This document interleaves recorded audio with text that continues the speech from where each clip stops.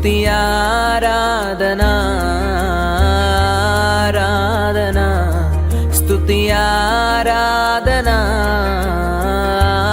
ఆరాధనా స్తుతి ఆరాధనా.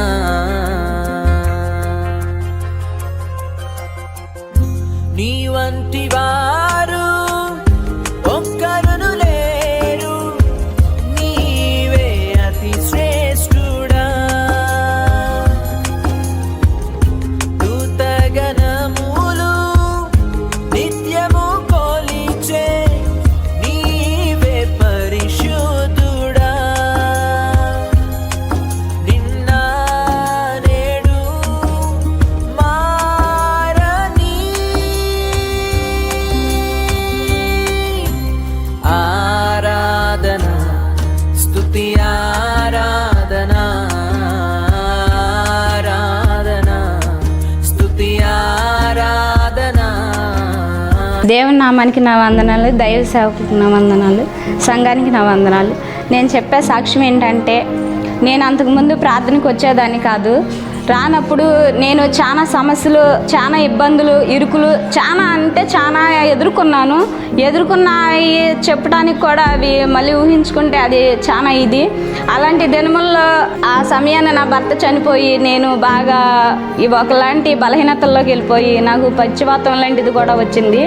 ఇక నేను లేచి తిరగలేనని మా అమ్మ, మా నాన్న, మా కుటుంబ సభ్యులందరూ కూడా అలాగే అనుకున్నప్పటికీ కూడా నా సమస్యల్లో చాలా సార్లు కూడా అన్నయ్య వచ్చి ప్రార్థన చేయడం, ఆయన తర్వాత నేను లేచి మరలానైనా నేను దేవుని సన్నిధిలో కొంచెం వస్తున్నా కానీ పూర్తిగా అంగీకరించలేకపోయాను. మరలా ఇంకొకసారి కూడా మళ్ళీ అలాంటి ఇబ్బంది నాకు కలిగినప్పుడు అన్నయ్య వచ్చి మళ్ళీ ప్రార్థన చేసి నువ్వు దేవుని పరిపూర్ణంగా అద్దుకోవాలి, పట్టుకోవాలి అని చెప్పినప్పుడు అయినా నేను బురకెక్కించుకోకుండా నిర్లక్ష్యంగానే నడిచినప్పుడు ఇంకా శ్రమలు పడతానే ఉన్నాను.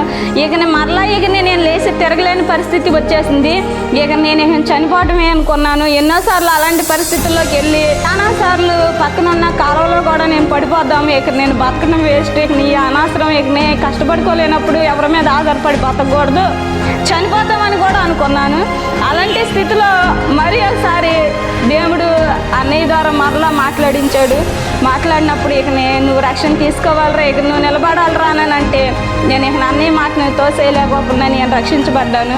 అప్పటి నుంచి కూడా నేను ఎప్పుడైతే పరిపూర్ణంగా 4 సంవత్సరాల మట్టి నేను పూర్తిగా దేవుడిని అద్దుకున్నాను. ఈ రోజుకి నా ఏ స్థితిలోనైనా తండ్రి అసలు నన్ను విడిచిపెట్టుకోకుండా నా పరిస్థితులు ఈ రోజు నాకు ఎవరికైనా నేను ఇచ్చే స్థితిలోనే ఉంచాడు, కానీ దేవుడు నన్ను తీసుకునే స్థితిలో ఉంచలేదు. అంతేకాదు నా బిడ్డలకే కానీ నాకే కానీ ప్రతి అక్కర్లో కూడా ఎంతగానో ఎంత అంటే అది చెప్పలేను. ఇప్పుడు నా స్థితి అలా ఉందంటే అది నేను చెప్తానికి కూడా ఇది లేదు, అంత ఇదిగా నన్ను దేవుడు హెచ్చించాడు. అదంతా అన్నయ్య ప్రార్థన వల్ల నేను దేవుడిని పట్టుకుంటాం, అన్నయ్య మాటలకు లోబడ్డాను కాబట్టి, దేవుడి మాటలకు లోబడ్డాను కాబట్టి వాళ్ళ నా స్థితి ఇలా ఉంది. ఇదే నా చిన్న సాక్ష్యం. దేవుడు దీవించి మనమందరము ప్రార్థన చేసుకుందాం. మహోన్నతుడా, సర్వోన్నతుడా, సర్వ సృష్టికి కర్త అయిన దేవుడా, నీకే స్తుతులు చెల్లిస్తున్న తండ్రి. ఏ బిడ్డ ఎటువంటి సమస్యల చేత ఇబ్బందులు పడుతున్నారు తండ్రి, ప్రతి బిడ్డను మీరు దీవించి వారికి ఉన్న సమస్యల చేత విడిపించి వారిని మీరు బలపరచండి. చీకట శక్తుల చేత పీడించబడుచున్నారా, ఇప్పుడే విడుదల కలుగునట్లుగా, సంపూర్ణమైన ప్రభా స్వస్థత వారు పొందుకున్నట్లుగా ఇప్పుడే తండ్రి ప్రభా నీ యొక్క నామముతో తండ్రి ప్రభా ఈ శక్తి కలిగినటువంటి నీ అభిషేకమును వారి మీద రిలీజ్ చేస్తూ ఉన్నాం తండ్రి. ఇప్పుడే తండ్రి నీ బిడ్డల్ని కార్యము చూసినట్లుగా సహాయం దయచేయండి. వ్యాధులు, బాధలు, సమస్యలు, ఇరుకులు, ఇబ్బందులు, వారికి ఉన్న సమస్య ఎటువంటిదైనా సరే ఇప్పుడే వారు విడుదల పొంది నీ కార్యము చూచినట్లు కృప దయచేయండి. ప్రతి ఒక్కరికి తండ్రి సమాధానము, నెమ్మదిని మీరు అనుగ్రహించమని యేసయ్య పరిశుద్ధ నామములో ప్రార్థిస్తున్నాను తండ్రి, ఆమేన్. ఇప్పుడు మన తండ్రి దేవుని ప్రేమయు, ప్రభువైన యేసుక్రీస్తు వారి కృపయు, పరిశుద్ధ దేవుని యొక్క సహవాసము, సహకారము, ప్రభు దీవెనలు సదాకాలము మీ అందరికీ తోడైనను గాక, ఆమేన్. యేసు రక్తమే చేయము, శిలువ రక్తమే చేయము, అపవాదికి నాశనం. యేసు క్రీస్తు వారి శ్రేష్టమైన నామమునకు మహిమ, ఘనత, ప్రభావములు కలుగునుగాక. మీ అందరికీ ప్రభు నామములో షాలోం. మీ అందరినీ దేవుడు దీవించునుగాక. మీ అందరికీ సమాధానము కలుగునుగాక. God bless you all.